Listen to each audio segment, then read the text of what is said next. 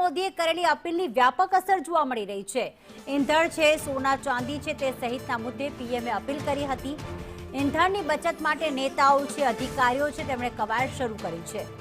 Car pooling કરવું, કાફલાની ગાડીઓમાં ઘટાડો કરવો સહિતના નિર્ણય લેવામાં આવી રહ્યા છે અને જનતા પણ પબ્લિક ટ્રાન્સપોર્ટના ઉપયોગ તરફ વળી છે। સોના ચાંદી પર ડ્યુટી વધતા હવે ખરીદીમાં ઘટાડો આવ્યો। ફોરેન ટૂર્સના બદલે સ્થાનિક સ્તરે ફરવા માટે ઇન્ક્વાયરી વધી છે, જ્યારે વિદેશી હુંડિયામણ બચાવવા પીએમએ કરેલી અપીલની સમગ્ર દેશમાં અસર જોવા મળી રહી છે।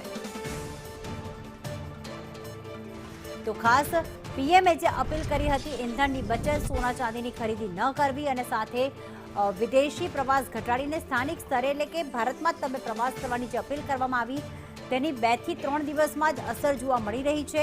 શરૂઆત કરવામાં આવી છે તમામ મંત્રીઓ દ્વારા કે જેમણે પોતાના કાફલાની ગાડીઓમાં ઘટાડો કરવાની સાથે જ હવે માત્ર મુખ્યમંત્રી અને નાયબ મુખ્યમંત્રીને જ કોન્વોય આપવામાં આવશે। બાકી મંત્રીઓ જે છે કોન્વોયની સુવિધા નહીં લે। સાથે સાથે કાર પુલિંગનો પણ નિર્ણય યુનિવર્સિટીમાં લેવામાં આવ્યો છે, જેમાં ગુજરાતમાં ગુજરાત યુનિવર્સિટી અને વીર નર્મદ સાઉથ ગુજરાત યુનિવર્સિટી।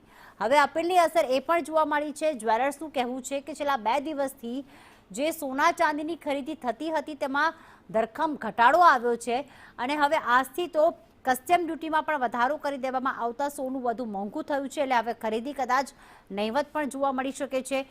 સાથે સાથે બીજી એક વસ્તુ એ પણ છે કે લોકોએ વિદેશ પ્રવાસ કેન્સલ કરીને ભારતમાં જ ડેસ્ટિનેશનની પ્રવાસ કરવાની વિચારણા હાથ ધરી છે। તો ખાસ સોના ચાંદીની ખરીદીમાં ઘટાડો થયો છે, ઈંધણની બચત તરફ હવે આગળ વધી રહ્યા છે।